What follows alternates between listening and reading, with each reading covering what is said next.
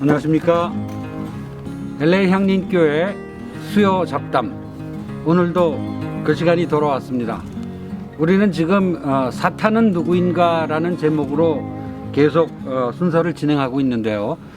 구약시대 또 중간사시대까지 사탄이 어떻게 받아들여지고 그 개념이 변형되어 가는지를 쭉 살펴보던 끝에 지지난주까지는 귀신에 대한 것까지 살펴봤습니다. 예고드린 대로 오늘부터 신약시대에 그럼 사탄은 어떻게 다뤄지고 있는가 하는 것을 살펴야 하는데, 우리가 이 순서를 진행하면서 점점 더 그림이 커져가고 있습니다. 그래서 오늘부터 2주 동안 좀 더 이 큰 그림을 그려나가기 위한 밑그림을 가지고 얘기를 나누고, 신약시대 얘기는 그 다음부터 진행하도록 하겠습니다. 오늘 순서 또 역시 많이 기대해 주시길 바랍니다. 감사합니다. 안녕하세요. LA 향림교회 수요 잡담 시간이 돌아왔습니다. 오늘은 사탄은 누구인가 그 7번째 시간입니다. 우리 목사님이 이 순서를 진행하면서 욕심이 조금씩 많이 생기고 계십니다. 그래서 큰 그림을 그리고 계신데, 오늘은 예고했던 것보다 중간에 더 많은 얘기를 하기 위한 중간 순서를 집어넣기로 하겠습니다. 한번 들어보시고 좋아요 많이 눌러주십시오. 예, 지금 말씀드렸듯이 진행하다 보니까 이걸 꼭 해야 되겠다는, 이 얘기를 꼭 해야 되겠다는 생각이 자꾸 들었습니다. 사실 하나님에 관해서도 그랬지 않습니까? 사탄 얘기하다가 이거 하나님을 모르고 사탄을 얘기한다는 건 말이 안 된다 이래가지고 하나님에 대한 다신론에서 일신교 유일신론으로 이어지는 얘기를 길게 했는데, 그러고 나서 다시 사탄으로 돌아왔는데요. 사탄 얘기 또 몇 번 하다 보니까 얘기를 하지 않으면은 사탄에 대해서 정확하게 분명하게 얘기하기도 힘들고 이해하기 힘들겠다 싶어가지고 이 얘기를 지금 하려고 하는데, 제가 적당한 이름을 붙일 게 없어가지고 큰 그림이라고만 그냥 생각했습니다. 그런 이름을 붙였는데, 임시로 붙여봤는데요. 이 얘기는 사실 선악 이원론, 그 다음에 영육 이원론, 영혼과 육체의 이원론, 그 다음에 사탄의 탄생, 종말론, 구세주, 이 다양한 주제를 한꺼번에 얘기하는 겁니다. 한 번에 얘기하는데, 왜 그렇게 하냐면요, 이 얘기들이 다 얽혀 있어요. 선악 이원론이 없으면은 그 다음에 사탄에 대해서 얘기하기 힘듭니다. 선악 이원론의 바탕에서 사탄이 나왔고요. 그 다음에 사람을 이제 영혼과 육체를 가진 이원론으로 생각하는 거죠. 영혼과 육체로 이루어졌다. 이게 또 없으면은 그 다음에 종말론, 구세주, 사탄 이런 게 다 설명하기 힘들어져요. 그래서 이 다양한 주제가 얽혀 있어서 이 얘기를 전반적으로 한번 다시 해보고 그 다음에 이제 구체적으로 사탄에 대한 얘기, 신약 성서의 사탄에 대한 얘기를 하는 것이 순서겠다 싶어가지고 중간에 이렇게 끼워 넣습니다. 그렇게 이해해 주시고, 아마 이 얘기가 좀 재미있을 거예요.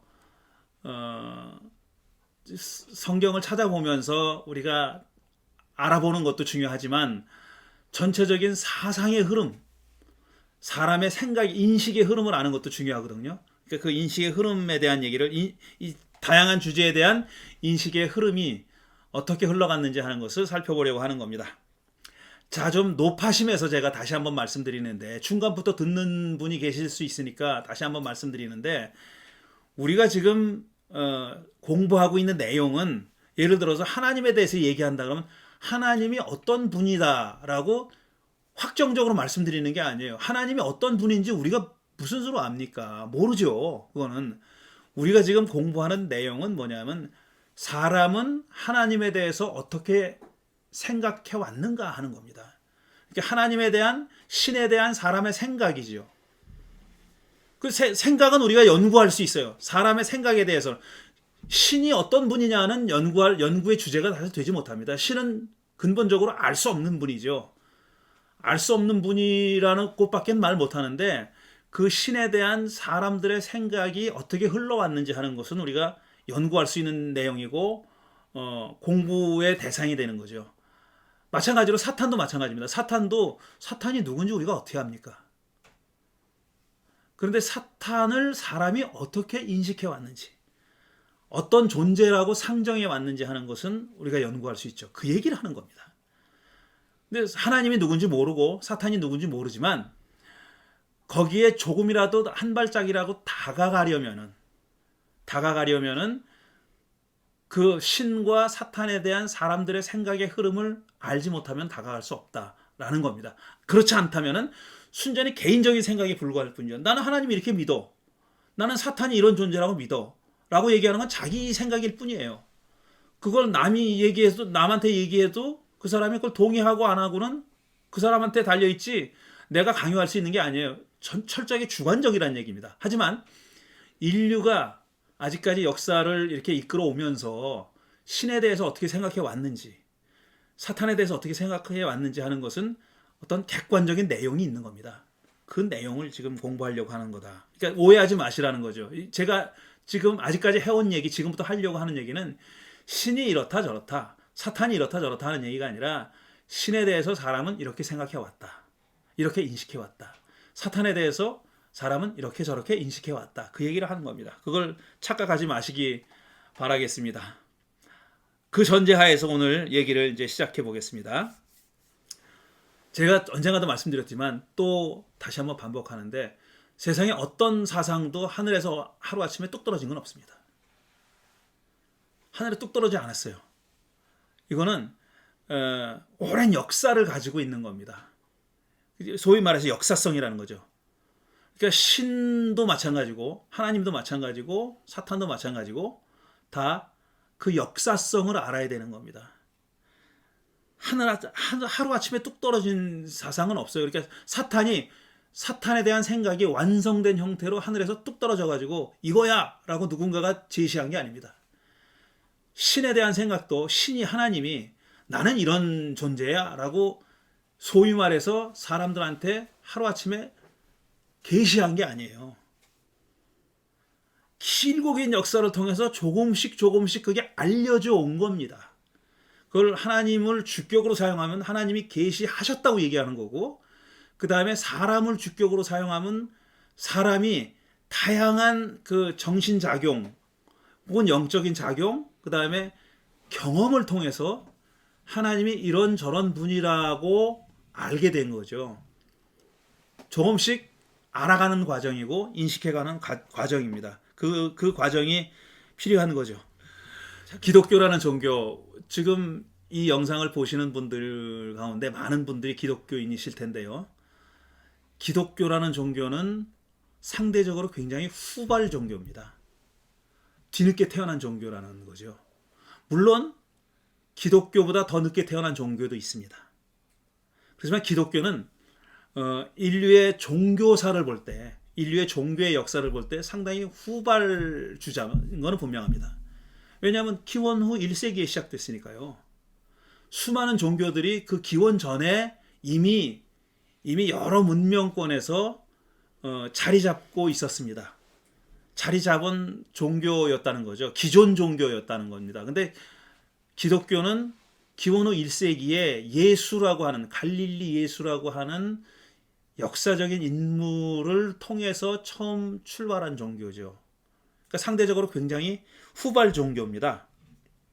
그런데 고대인들의 생각에는요, 이런 격언이 있습니다. The older, the better. 그러니까 오래될수록 좋은 거다. 이런 인식이 고대인들의 생각 가운데는 있었어요. 그러니까 새 거는 좋은 게 아니에요. 그 고대인들의 생각에 오래된 게 좋은 겁니다. 새로 시작된 것은 의심해 볼 만한 거다라는 인식이 강했습니다. 그게 고대인들의 생각이에요. 요즘은 그렇지 않죠. 요즘은 물론 오래된 게 좋다고 생각하는 사람들도 있죠. 뭐 포도주나 뭐 술 같은 거는 오래된 게 좋다고 생각하지만 새 걸 좋아하잖아요. 셀폰도 뭐 새 거 나오면 뭐 1년마다 바꾸고 2년마다 바꾸고 다 그렇게 하지 않습니까? 새 게 좋으니까. 근데 고대인들은 그게 아니에요. 우리와 생각이 좀 반대입니다. 새 것이 나오면은 항상 이게 맞아? 이게 진리야? 이게 옳은 거야? 라고 의심했습니다. 그런데 기독교가 후발주자지 않습니까? 근데 후발주자로서의 약점이 있는 거예요. 기독교는. 근데 그 약점을 커버하기 위해서 어떻게 했을까요? 옛날 것과의 연계를 강조했죠. 오래된 것과의 연계를 강조했죠. 그래서 첫 기독교인들이 물론 자기들이 유대인들이기도 했지만 구약 성서와의 관련성을 그렇게 강조했던 이유가 거기 있습니다. 우리가 구약과 무관한 게 아니다. 그러면서 동시에 또 세술은 세부대에 담아야 된다고 예수님이 말씀하셨듯이 자기들도 그때 첫 기독교인들도 자기들이 이게 분명히 자기들의 오래된 전통적인 종교, 그러니까 유대인들의 전통적인 종교인 구약 성서의 종교 혹은 유대교와 다르다는 걸 알았어요. 분명히 다르단 말이에요. 다르다는 걸 알았습니다. 그런데도 불구하고 의도적으로 옛날 것과의 연결성을 강조했습니다. 그래서 신약 성서의 저자들이 채용했던 하나의 도식이 있는데 그게 뭐냐면은 예언과 성취의 도식이에요. Prophecy and fulfillment. 구약 성서에 예언된 게 신약에 와가지고 이렇게 성취됐다는 것을 강조했던 이유가 뭐냐면은 옛 것과의 관련성을 연관을 짓지 않으면은 의심했던 그 당시에 정신적인 풍토 때문에 그랬다는 겁니다. 그래서 그렇게 약간 어거지 같은 구약의 예언을 성취한 걸 갖다 붙인 그런 게 있는 거군요. 맞습니다. 우리 현대인들이 보기에는 이거는 별로 상관이 없는 것 같은데 어쩌면은 좀 무리해서라도 구약 성서와의 관련을 지으려고 노력했던 구절들이 참 많이 나와요. 그 대표적인 구절이 뭐냐면은 보라 처녀가 잉태하여 아들을 낳으리니 그의 이름을 임마누엘이라 하라. 마태복음에 나오잖아요. 보라 처녀가 잉태하여 아들을 낳고 예수님의 탄생에 대한 예언이에요.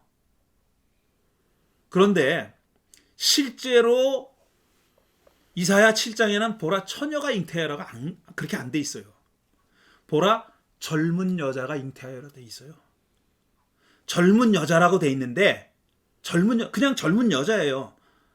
그 나이를 얘기하는 거예요. 그 사람이 그 성 경험이 있느냐 없느냐를 가지고 따지는 게 아니라 그냥 나이가 젊은 여자예요. 젊은 여자가 잉태하여 아들을 낳을 것이다. 그게 구약 성서에 이사야서에 나와 있는 예언입니다. 그런데 그 구약 성서의 이사야서를 히브리어로 돼 있는 거를 히라버로 고친 70인역 성경이라는 것이 있다 그랬잖아요. 그 70인역 성경에 그리스 말로다가 그걸 처녀라고 번역을 했어요. 원래 히브리 말은 젊은 여자라고 돼 있는 것을 처녀라고 번역을 했고 신약서 마태복음은 그걸 가져온 겁니다. 그걸 가져와 가지고 지금 그 처음에 나오는 그 스토리, 예수님의 탄생 스토리가 그렇게 작성된 거예요. 이것도 어느 점에서는 굉장히 그 구약 성서와의 연결성을 강조하는 과정에서 나온 일이고요. 그 다음에 또 예수님이 또 그 예루살렘에 입성하실 때 나귀를 데리고 와가지고 나귀를 타고 뭐 있잖아요. 그게 스가랴에 예언돼 있는 거거든요. 그러니까 실제로 예수님이 그렇게 했는지 안 했는지는 아무도 몰라요. 그러나 복음서를 쓴 기자들은 예수님이 예루살렘에 입성하는 장면을 스가랴 예언자가 예언했던 구주의 행진과 연결시키려고 했던 거죠. 그래가지고 그 어린 나귀를 끌고 왔다. 그 얘기를 가지고 온 겁니다. 그러니까 구약 성서와의 연결성이 그만큼 그들에게 중요했던 거예요. 왜냐하면 자기들이 후발주자였기 때문에, 늦게 시작한 종교였기 때문에 그 오래된 종교와의 연계성을 강조하지 않으면은 자기들이 의심받았습니다. 그래서 복음서 기자들이, 그 다음에 바울도 마찬가지인데 구약 성서를 계속 인용하는 이유는 그런 이유가 있는 겁니다. 자, 그렇게 돼가지고 지금 오늘 먼저 말씀드릴 내용은 뭐냐면은 좀 큰 그림을 그리려니까 이게 꼭 필요해서 말씀드립니다. 기독교라는 종교는요, 그리스도교라는 종교는 어떤 큰 대양과 같은 종교예요. 비교를 하자면은 큰 바다, 오션이에요. 태양 같은 종교예요. 이 바다에는요 온갖 곳에서 강물이 흘러 들어오잖아요. 태평양이라는 바다는 그야말로 온갖 데서 온갖 대륙 여러 대륙에서 바다 그 강물이 흘러 들어와서 바다로 모이지 않습니까? 그리스도교라는 종교는 그런 대양과 같은 종교입니다. 그 얘기는 다시 말씀드려서 역사적으로 다양한 사상과 종교의 요소들이 그리스도교 안에 들어왔다는 거예요. 그래서 그것이 다 모여가지고 그리스도교를 이루게 된 겁니다. 기독교가 그런 종교입니다. 어떤 순수한 혈통을 가지고 있는 종교가 아닌 거예요. 다시 말씀드리지만 기독교는 어떤 하나의 뿌리에서부터 곧게 자라난 그런 종교가 아닙니다. 나무의 비유는 적절하지가 않고요. 강물 혹은 대양의 비유가 적절합니다. 다양한 지류들이, 다양한 강물들이 흘러 들어와 가지고 기독교에 지금 우리가 알고 있는 그리스도교라는 것을 형성했습니다. 물론 종교사적으로, 사상사적으로 그렇다는 얘기입니다. 우리가 가지고 있는 기독교에는 여러 가지 요소들이 이렇게 다 혼합돼 있어요. 물론 그게 어떤 거는 잘 섞여 들어와 가지고 구분할 수 없는, 이게 어디서 왔는지 잘 모르겠는 그런 부분도 있지만, 어떤 것들은 이거는 이 갈래에서 온 거로구나, 요 사상은 여기서 온 거로구나, 이거를 구별해낼 수 있는 것들도 있습니다. 몇 가지 구별해낼 수 있는 그 지류 혹은 강물들을 한번 얘기해 보겠습니다. 기독교를 형성한 중요한 요인들 중에서 가장 먼저 들 수 있는 것은 역시 구약성서의 종교입니다. 야훼 종교, 구약성서의 종교. 그 다음에 구약이 끝난 다음에 시작된 유대교, 구약성서 말기에 시작된 유대교, 그래서 1세기까지 이어져 온 유대교, 그러니까 소위 중간시대의 유대교, 이게 기독교의 하나의 뿌리가 되는 겁니다. 하나의 뿌리입니다. 전체는 아니고요. 근데 구약성서의 종교에는 또 다양한 사상들이 그 안에 들어있다고 말씀드렸잖아요. 구약성서가 사실상 배격하고 있는 것들, 다신교, 우상종교, 다른 종족의 종교들 있잖아요. 그게 메소포타미아가 됐던, 아니면 가나안의 다른 종족이 됐던, 아니면 에집트가 됐던, 다 그 종교들과 사실 적대하고 있어요. 그들을 믿으면 안 된다 그러죠. 그 신들을 따르면 안 되고 그 신들을 예배하면 안 된다 그러고, 오로지 너희들은 나 야훼 하나님만 예배하라, 이렇게 돼 있잖아요. 그런데도 불구하고 그 종교들이 야훼 신앙에 영향을 줬습니다. 그런 요소들이 야훼 종교 안에 들어와 있어요. 그래서 에집트나 메소포타미아, 가나안에 있는 하나의 예외도 거의 예외 없이 다신교거든요. 그 다신교가 기독교의 하나의 배경을 형성하고 있습니다. 이거 우리가 부인할 수 없는 사실이에요. 유일신을 믿으니까 그게 다하고 순수하다고 생각하지만 그렇지 않아요. 다양한 사상들이 들어와 있어요. 지금 보시는 그림은 이 다신교의 그림입니다. 왼쪽 그림은 아마 가나안 또는 메소포타미아 지역의 다신들의 형상들, 이렇게 믿어졌던, 출토됐던 그런 형상들이고, 오른쪽은 에집트죠. 뭐 딱 보면 에집트 아닙니까? 에집트도 다신교 사회예요. 굉장히 신의 개수가 많습니다. 그런 신의 개수들을 표현하는, 다양한 신들을 표현하는 그런 그림이고, 이런 메소포타미아와 에집트의 종교가 구약 성서의 종교에 영향을 줬다는 얘기입니다. 이거 중요하고요. 굉장히 중요하고, 그게 또 그리스도교를 형성했고, 그 다음에 두 번째로 또 큰 영향을 주었다고 볼 수 있는 것이 페르시아의 조로아스터교입니다.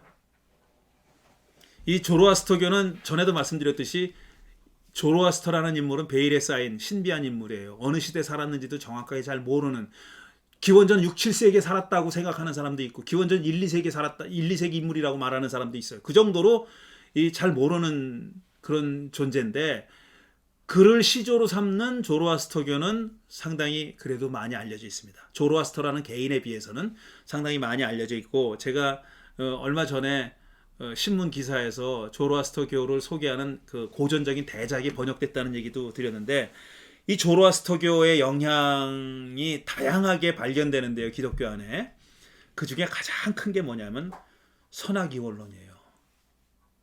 세상은 선과 악의 두 신이, 선한 신과 악한 신 두 신이 벌이고 있는 전쟁터다. 이게 조로아스터교의 신학입니다. 뭘 가지고 전쟁을 하냐면 자기 졸개를 누리려는 전쟁을 하는 거예요. 선한 신과 악한 신이 사람이 그 신들의 수하가 되는 겁니다. 졸개가 되는 거예요. 사람의 마음을 잡으려는 거예요. 그러니까 악한 신은 악한 신대로 자기의 방법을 동원해 가지고 사람들을 자기 편으로 끌어들이려고 그러고, 선한 신은, 그러니까 아우라 마스다는, 악한 신은 아리만이라고 부르는 신이고 선한 신은 아우라 마스다라고 부르는 최고 신인데, 이 선한 신은 선한 신의 방법으로 사람들을 자기 것으로 만들려고 그러는 겁니다. 아리만도 자기 것으로 만들려. 그러니까 세상은 전쟁터입니다. 이 선한 신은 선한 방법으로 만들려고 그래요. 악한 신은 악한 방법으로 자기 사람들을 자기 졸개로 만들려고 그러는 거예요. 그게 기독교에 준 커다란 영향 중에 하나고, 조로아스터교가 준 영향 중에 하나고, 또 다른 거는 궁극적으로 보면 사탄이라고 하는 존재의 기원을 따지자보는 여기로 귀착됩니다. 물론 사탄의 기원을 여러 군데에서 이렇게 가지고 올 수 있어요. 근데 결정적으로 역할을 한 사상은 조로아스터교입니다. 사탄의 기원에 사탄이라는 존재를 낳은 가장 중요한 어머니격인 사상을 하나 만들라 그러면은 조로아스터교를 드는 거고, 그게 기독교에 영향을 미쳤어요. 실제로 예수님도 그분이 하신 말씀을 보면은 세상은 선과 악으로 나눠져 있습니다. 지금 선악이 싸우고 있어요. 하나님과 귀신이, 벨리알이, 바알세불이, 다양한 이름으로 불리지만 사탄이 세상을 지배하고 있어요. 지금. 근데 사탄의 지배를 물리쳐야, 무찔러야 하나님 나라가 온다. 이게 예수님의 근본적인 세상 세계관입니다. 그러니까 그것도 이게 지금 조로아스터교가 얘기하는 거랑 굉장히 유사한 거고요.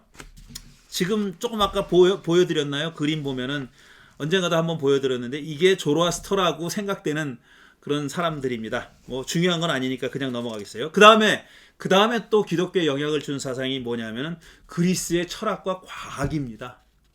과학이 무슨 영향을 줘? 이렇게 생각하면 할 수 있잖아요. 이 종교하고 과학인데 현대인들은 그렇게 생각하죠. 그리고 사실은 철저하게 과학자가 종교인이 되는 것이 이상하다고 생각하는 사람들도 있어요. 언젠가 우리 그 교회에 아주 유명한 고고학자를 모여가지고 강연을 하는데, 그런 얘기를 하는 걸 들어서, 그분이 또 동시에 굉장히 독실한 기독교인입니다. 근데 그분은 진화론을 바탕으로 해가지고 이 고인류학을 공부하는 사람이에요. 연구하는 사람이에요. 진화론의 바탕을 하지 않으면은 고인류학을 어떻게 공부하겠어요? 지금부터 6,000년 전에 하나님이 사람을 만들었다, 지금 모습 그대로 만들었다고 믿는다면은 어떻게 고인류학을 공부하겠습니까? 네안데르탈인은 어떻게 얘기하겠어요? 그러니까 그분은 분명히 진화론에 기반해가지고 고인류학을 연구하는 학자인데 동시에 또 기독교인이에요. 아주 또 정말 독실한 기독교인이거든요. 그걸 많이 물어본대요, 사람들이. 그분한테. 아니, 당신은 어떻게 둘을 동시에 할 수 있냐고. 어떻게 생각하십니까? 그런 질문을 한다고 하더라고요. 제가 그럼 뭐라고 대답했느냐고 물어봤는데, 그분은 뭐라 그랬냐면은 자기는 그게 질문이 된다는 생각을 해본 적이 없대요. 그게 어떻게 양립 못한다고 생각하는 생각이 자기는 이상하다고 생각하더라고요.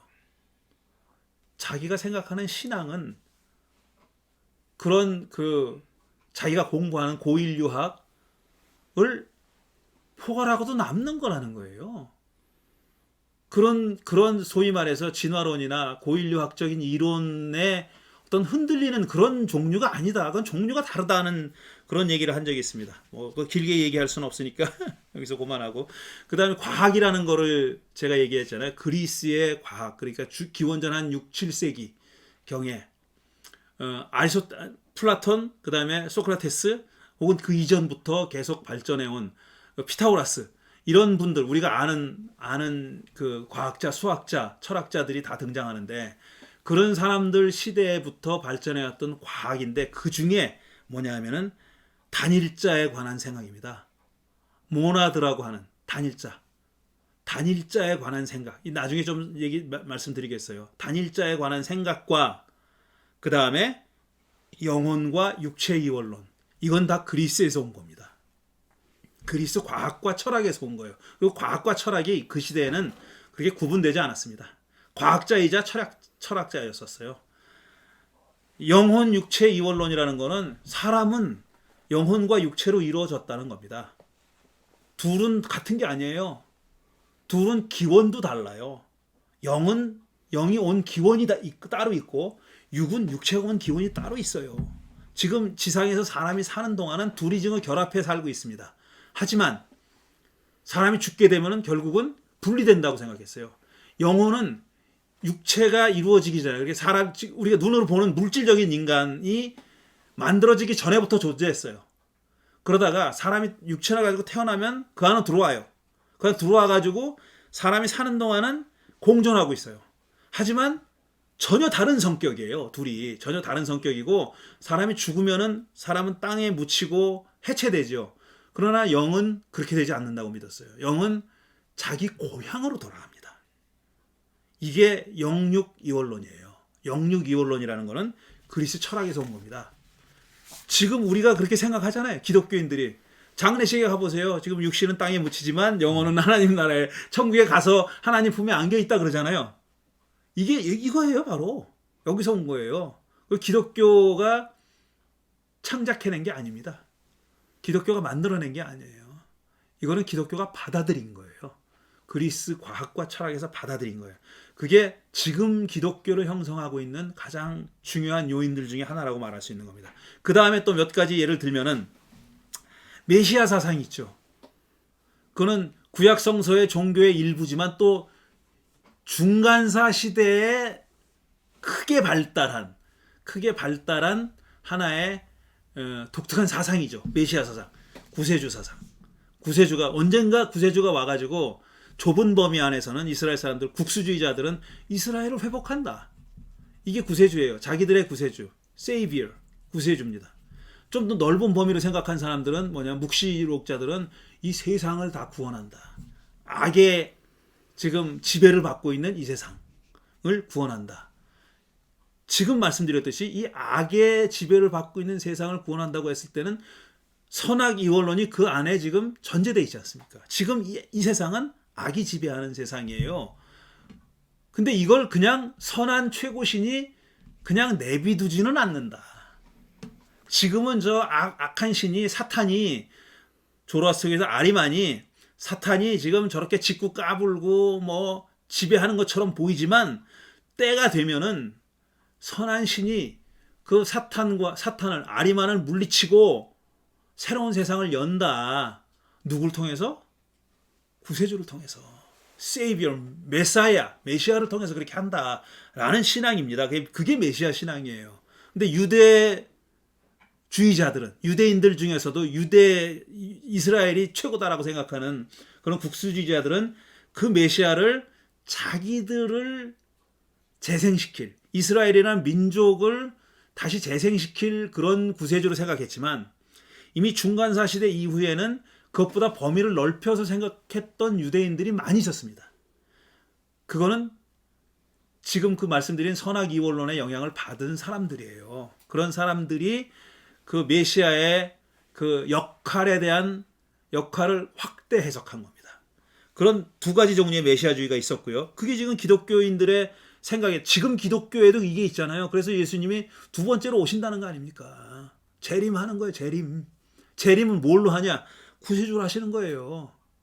메시아로 하시는 거라고, 다시 두 번째 메시아로 하시는 거예요. 그게 기독교 안에 여전히 지금 존재하고 있고요. 그 다음에 또 하나, 영지주의라고 하는 수수께끼 사상이 기독교에 영향을 많이 줬습니다. 이건 제가 부인하고 싶어도 부인할 수 없는 사실이고, 이 방면의 권위자가 영지주의가 초대 기독교에 영향을 어떻게 줬는지, 지금 우리가 가지고 있는 신약 성서에 영지주의적인 흔적이 얼마나 많이 남아 있는지 하는 것을 연구한 권위자 중에 한 사람이 일레인 페이즐입니다.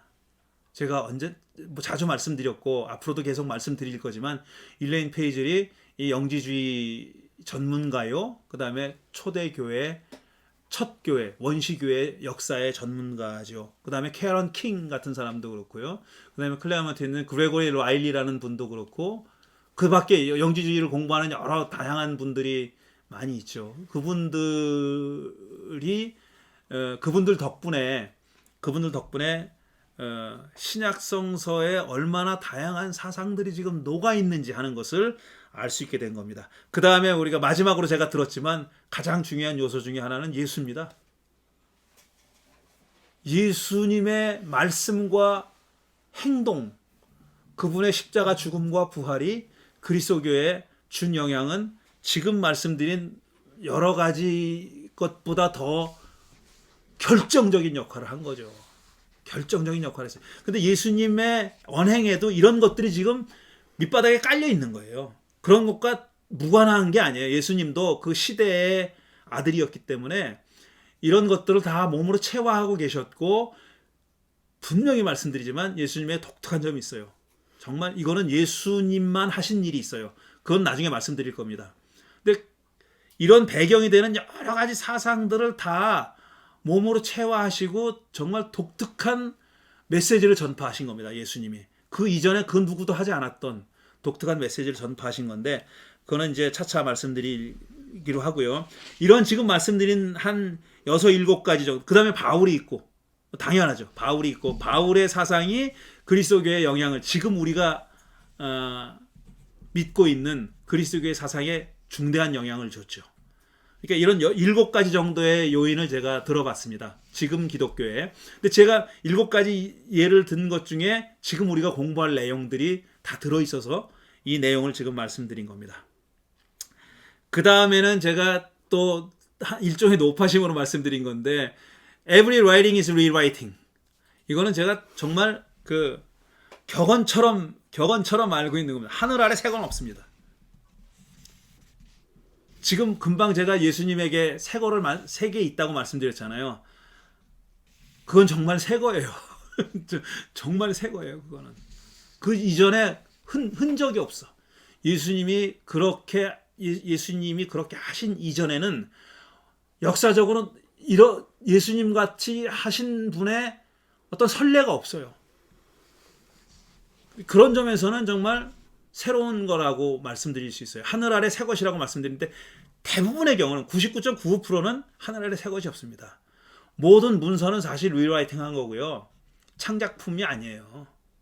Every writing은 다 리라이팅입니다. 새 거고, 어떤 새로운 사상도 그 이전에 다 뿌리가 있는 사상이고, 이런 걸 생각하셔야 된다는 얘기. 그래서 이 말을 제가 꼭 써놨습니다. Every writing is rewriting.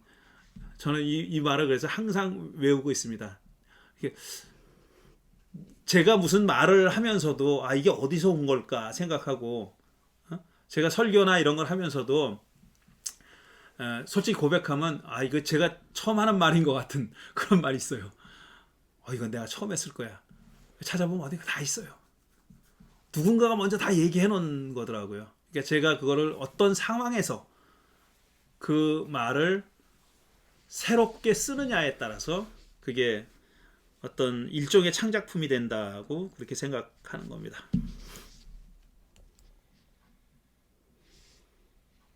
조금 살펴보겠습니다. 빠뜨린 거 없나? 예. 그 다음에 제가 하고 싶은 일은, 지금 제가 말씀드린 것 같은 내용들이 성경 안에 녹아 있습니다. 근데 아직까지는 이런 배경을 모르고 있을 때는, 몰랐을 때는 이게 이런 뜻이었구나 하는 걸 몰랐던 거예요. 그리고 사실 문제의식 없이 그냥 지나갔던 것도 많을 겁니다. 성경을 많이 읽는 분들도 이게 그런 뜻이었어? 전혀 모르고 그냥 지나간 경우도 많이 있었을 거예요. 그런 것 중에서 제가 몇 가지를 추려왔습니다. 우리가 이런 식으로 이런 내용들이 담겨 있다. 이런 구절에는 이런 문제의식이 담겨 있고 이런 내용이 담겨 있다는 것을 보여드리기 위해서 몇 가지를 가져왔는데, 이제부터는 우리 조 선생님의 도움을 좀 많이 청해야 되겠습니다.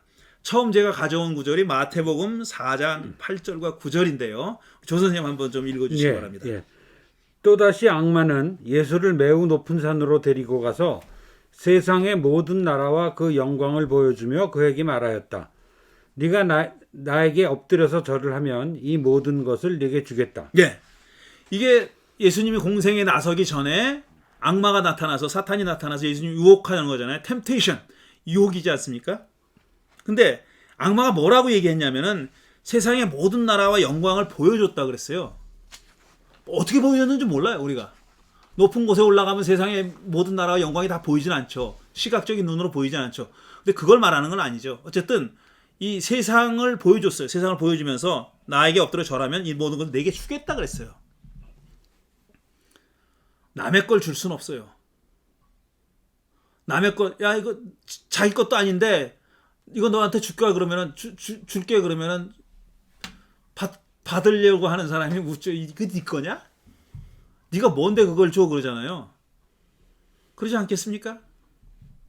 근데 지금 사탄은 뭐라 그러냐면 이 세상을 다 예수께 주겠대요. 그러면은 이 예수님이 여기에 야 그게 네 거야라고 안 하셨죠. 반문 안 하셨죠. 그리고 성경을 끌어대면서 성경을 끌어와서 그 말씀에 반대했죠. 이렇게 사탄이 하는 말에 반대하긴 했지만 야 그게 네 거야? 네가 뭔데 줘? 이렇게 안 하셨어요. 예수님도 그렇고 이 말씀을 전한 마태도 그렇고 이 모든 것을 내게 주겠다라는 말이 일리가 있다고 생각한 거예요. 이 터무니없는 말이라고 생각했으면 전하지도 않죠. 말이나 되는 소리를 해라. 그랬겠죠. 근데 이걸 요대로 전했다는 얘기는 뭐냐면은 이게 맞는 말이라고 생각한 겁니다. 그러니까 다시 말해서 지금 이 세상은 지금 이 세상의 영광은 사탄의 거라고 생각한 겁니다.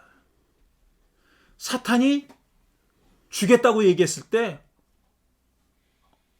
줄지 안 줄지는 모르지만 주겠다고 한 말이 make sense 했다는 얘기예요.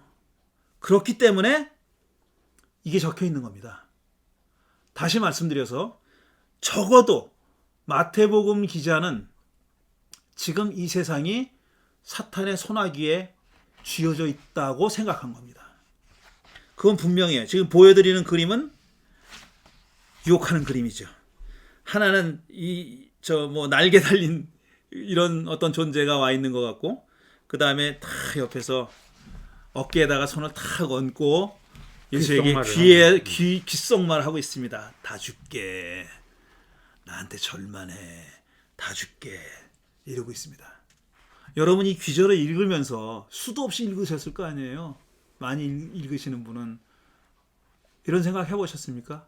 아, 세상이 사탄의 거로구나. 그래야 이 말이 의미가 있습니다. 안 그러면 의미가 없어요. 그 다음에 요한복음 18장 36절 그 다음 구절입니다. 또 부탁합니다. 예수께서 빌라도에게 대답하셨다. 내 나라는 이 세상에 속한 것이 아닙니다. 내 나라가 세상에 속한 것이라면 내 부하들이 싸워서 나를 유대 사람들의 손에 넘기지 않게 했을 것입니다. 그러나 내 나라는 이 세상에 속한 것이 아닙니다. 두 번이나 똑같은 말씀을 하셨어요. 이 짧은 대화에서 빌라도와 나는 짧은 대화에서 두 번이나 같은 말 하십니다. 내 나라는 이 세상에 속하지 않았다. 그럼 어디 속해 있어요? 예수님의 나라는 어디 속한 나라입니까? 물어봐야 맞죠. 아, 그럼 죽은 다음에 가는 저 세상? 예수님이 그런 뜻으로 말씀하신 적은 없어요. 하나님의 나라가 죽은 다음에 가는 사후세계라고 말씀하신 적은 한 번도 없습니다. 그렇지만 예수님이 당신의 나라 혹은 하나님의 나라라고 했을 때 분명히 그거는 이 세상은 아닙니다. 이 세상과 이퀄 관계는 아니라는 거예요. 이 세상과 동일한 걸 가리키는 건 아니에요. 그게 어떤 공간적인 개념인지 아닌지는 몰라요, 우리가. 어딘가에 세워질 나라, 어딘가 공간을 차지하고 세워질 나라, 그 공간이 하늘이 됐든 지상이 됐든 어떤 공간을 차지하고 세워질 나라인지 아닌지 여부는 분명치가 않아요. 왜냐하면 그 나라에 들어간다는 표현을 자주 썼어요. 들어간다. 그 나라에 들어간다. 이건 굉장히 컨크리트한 얘기입니다. 구체적인, 구상적인 얘기예요. 그 나라가 여러분 가운데 있습니다. 이건 좀 추상적이잖아요. 근데 그 나라에 들어간다 그랬어요. 들어간다. 근데 그 나라의 성격에 대해서는 굉장히 그 모호한 구석이 많이 있습니다. 예수님이 당신의 나라, 하나님의 나라라고 얘기했을 때는 모호한 구석이 있지만 분명한 건 뭐냐면은 이 세상과 동일시하진 않았어요. 그러면은 그 나라는 어떤 나라입니까? 이 세상과 동일하지 않은 어떤 나라, 그 나라는 어디 있으며 어떤 성격을 가진 겁니까? 이건 분명히 구별되는 거예요. 그래서 지금 빌라도는 자기가 이 나라, 이 세상의 지배자라고 생각하고 있는 거잖아요. 이 세상의 지배자 앞에서 뭐라 그러냐면은 내 나라는 이 세상에 속한 게 아니다. 네가 지금 지배하고 있는 이 세상에 속한 게 아니다라고 말씀하신 거예요. 뭔가 다른 겁니다. 분명히 뭔가 다른 거예요. 그 얘기를 앞으로 따져봐야 되는 겁니다. 이런 생각이 어디서 나왔을까? 예수님은 당신의 나라가 이 세상과 다르다는 생각을 어디서 어떻게 하시게 됐을까? 그걸 또 제자들에게, 사람들에게 어떻게 설명을 하시고 어떻게 선포하셨을까? 이런 질문을 안 가질 수가 없는 거죠. 지금 예수님은 딱 서 있는데 빌라도는 시건방지게 떡 앉아가지고 신문을 하고 있습니다. 그런 그림이 있어서 제가 가져왔습니다. 이게 빌라도와 예수의 만나는 장면이고요. 그 다음에 바울 서신으로 넘어가 볼게요. 빌립보서 3장 19절 이하입니다. 다시 한번 부탁합니다. 그들의 마지막은 멸망입니다. 그들은 배를 자기네의 하나님으로 삼고 자기네의 수치를 영광으로 삼고 땅의 것만을 생각합니다. 그러나 우리의 시민권은 하늘에 있으니 우리는 그곳으로부터 구주로 오실 예수 그리스도를 기다리고 있습니다. 그분은 만물을 복종시킬 수 있는 능력으로 우리의 비천한 몸을 변화시키셔서 그분의 영광스러운 몸과 같은 모습이 되게 하실 것입니다. 예, 우리의 시민권은 하늘에 있다 그랬어요. 우리의 시민권은 하늘에 있다. 그럼 하늘은 어느 하늘에? 물리적인 하늘이에요? 아니죠. 우리가 죽으면 공중으로 뿅뿅 날아갑니까?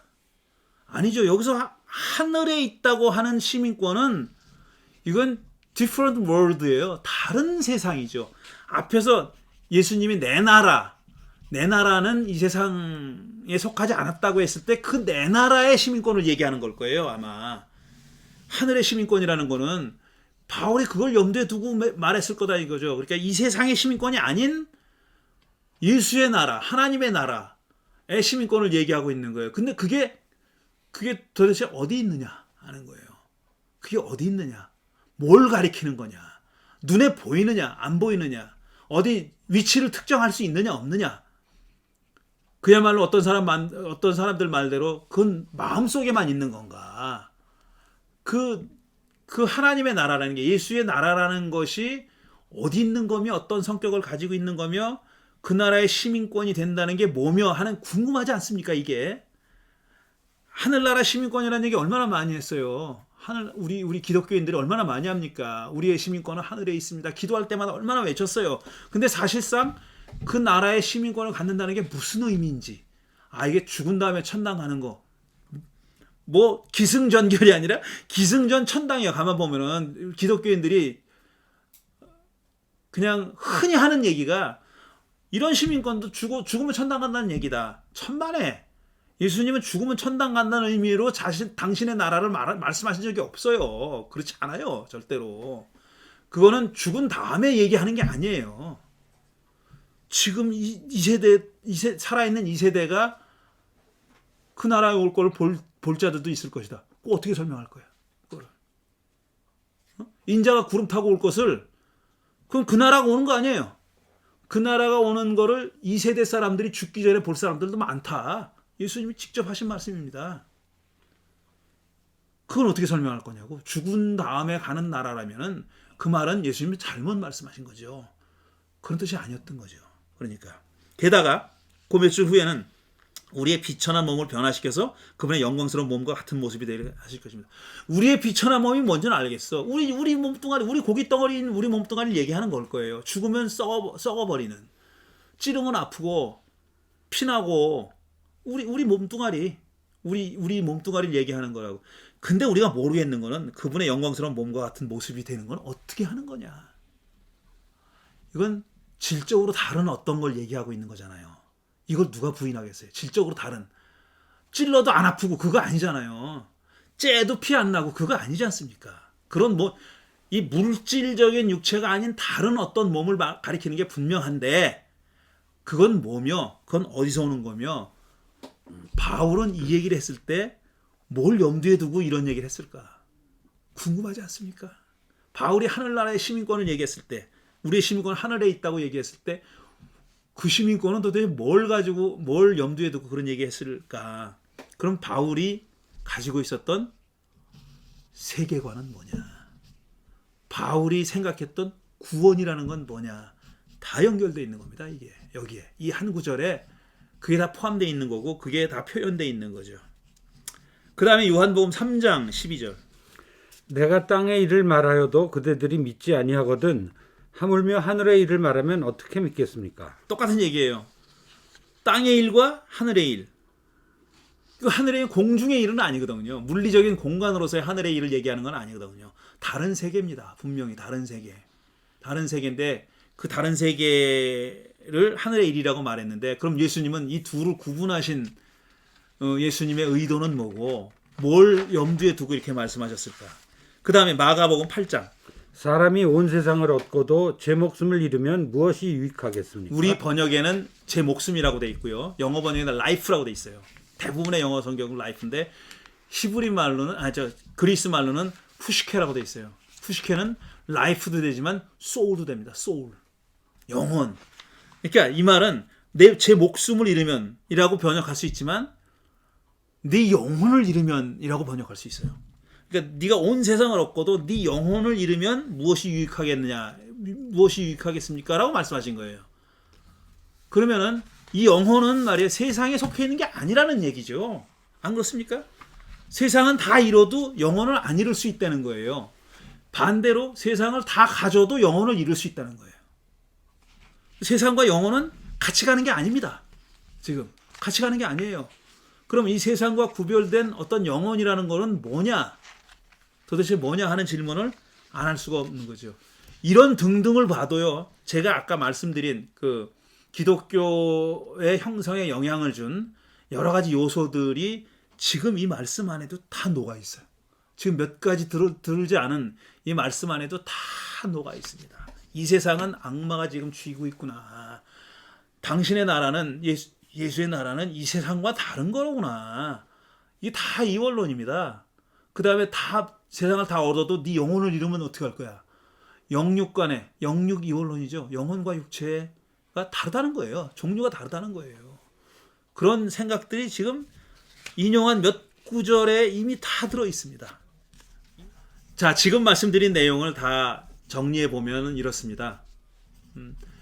지금 인용한 몇 구절의 신약성서 구절에서도 드러나지만 이 하나님에 대한 생각, 하나님이 어떤 분이냐 하는 것에 대한 생각과 그 다음에 인간이 어떤 존재냐 하는 생각, 인간이 도대체 누구냐, 사람은 누구냐 하는 생각, 그 다음에 조금 뜬금없어 보이지만 사탄은 어디서 왔느냐 하는 생각, 사탄의 기원에 대한 생각, 그 다음에 세상 끝날 종말에 대한 얘기, 그 다음에 종말에 세상을 구원할 구세주에 대한 얘기, 이건 다 얽혀 있습니다. 서로 따로 떨어져서 물론 개개의 생각이 다른 지역에서 발달했어요. 예를 들어서 선악 이원론은 조로아스터교에서 온 겁니다. 페르시아에서. 선악 이원론은 페르시아에서 왔고 영육 이원론이라는 거 있잖아요. 영혼과 육체로, 사람이 영혼과 육체로 되어 있다. 페르시아 사람 그거 몰라요. 영육 이원론에 대한 아무 아이디어도 없습니다. 그 사람들은 사람은 그냥 하나예요. 한 덩어리예요. 영혼과 육체로 나눠져 있다는 생각을 페르시아 사람은 해본 적이 없습니다. 세상이 선과 악으로 나눠져 있어요. 그것만 믿었어요. 그럼 영육 이원은 어디서 왔느냐? 그리스에서 왔어요. 영혼과 육체로 나눠져 있다는 생각은 그리스에서 온 거고, 그건 피타고라스, 플라톤, 소크라테스, 플라톤 이런 이쪽 사람들의 생각이에요. 사람이 영혼과 육체로 영혼이 있다. 소위 말해서 영혼이 있다라는 건. 근데 또 그리스 사람은 세상이 선과 악으로 나눠져 있다. 무식합니다. 전혀 모릅니다. 거기에 대해서는 알지 못해요. 그런 생각을 그 사람들은 해본 적이 없어요. 세상이 선과 악으로 나눠져 있지 않아요. 선신과 악신이 싸우지 않아요. 그 사람들은 그런 생각을 해본 적이 없어요. 그건 조로아스터 교거예요. 그런데 알렉산더가 기원전 300 몇 년도에 이 천하를 통일하잖아요. 이 모든 사상을 섞이게 만들었어요. 그 모든 사상들이 다 서로 소통하게 만들었어요. 그래서 그리스 사상과 페르시아 사상이 막 섞인 거예요. 게다가 팔레스타인이라는 가나안이라는 조그만 동네에 살고 있던 유대인들의 그 구약성서적 생각, 유대인들의 생각도 거기다 한몫을 또 얹었어요. 그래가지고 막 그냥 혼합이 일어난 겁니다. 혼합이 일어나가지고 좀 교통정리가 안 된 경우도 있고 교통정리가 잘 된 경우도 있고 하는데 분명한 것은 뭐냐면은 이 모든 사상들이 다 꼬리에 꼬리를 물고 얽혀 있는 겁니다. 얽혀 있어요. 그래서 하나가 이가 빠지면은 다른 게 설명이 안 돼요. 이 모든 것이 다 얽혀가지고 하나의 커다란 그림을 그린 거고요. 제가 기독교인이라서 그렇다고 저를 그 비판해도 할 수 없는데 이 모든 것을 바탕으로 해가지고 하나님 나라의 복음이라고 하는 독특한 사상적으로도 독특한 생각을 만들어내신 분은 갈릴리 예수입니다. 그 예수님이 무슨 히랍의 철학을 알고 조로아스터를 알고 그래서가 아니에요. 그래서 그런 게 아니라 그게 다 녹아 있었잖아요. 그 사람들의 그 생활에 녹아 있고 정신의 활동에 녹아 있었는데 물론 예수님이 소크라테스 이름을 알았을 리는 없습니다. 조로아스터 이름을 알았을 리는 없어요. 근데 그런 사상이 녹아 있는 가운데서도 예수님의 그 어떤 뭐라고 뛰어난 능력으로 갖고 밖에는 말씀드릴 수가 없는데 그걸 절묘하게 조합을 해가지고 당신의 메시지를 선포하신 거예요. 그게 예수의 하나님 나라 메시지입니다. 그게 싫은 사람도 있을 수가 있어요. 그게 잘못됐다. 안 어울리는 걸 갖다 붙여놨다. 이렇게 생각하는 사람이 있을 수가 있어요. 그런 사람 그렇게 생각할 수밖에 없어요. 근데 저는 어떻게 생각하냐면은 야 이건 정말 엄청난 일을 하셨다라고 생각하는 겁니다. 엄청난 일을 하셨다. 그리고 그렇게 조합을 해가지고 선포된 메시지가 이렇게 얘기하면은 어떻게 생각하실지 모르지만 저한테는 make sense 합니다. 말이 됩니다. 그게. 오늘 얘기 흥미진진한데요. 구약 시대에서 신약 시대로 넘어가는 그 사이에 네. 묘한 중간사 시대라는 그 기간이 있어가지고 때마침 그때 그 전 세계적으로 여러 가지 그 사조들이 뒤섞이고 뭐 이러면서 이런 그 큰 그 뭐랄까 사조의 변화가 지금 들어서서 네. 우리 기독교에서도 구약 시대가 신약 시대로 변해가고 또 유대교에서 기독교가 탄생하고 뭐 이런 모든 변화들이 이때 일어나고 있습니다. 네, 맞습니다. 그래서 오늘 이제 이원론에 관해서 주로 얘기를 하셨는데 이걸 이후에 지금 하시려던 얘기는 오늘 다 못하고 다음 시간에 이어서 예. 하도록 하겠습니다. 여러분 얘기가 오늘 마감이 못 돼서 아쉬운 점도 있지만 흥미진진한 그 내용을 다음 시간에 한번 또 곽 목사님께 들어보도록 하겠습니다. 오늘 감사합니다. 감사합니다.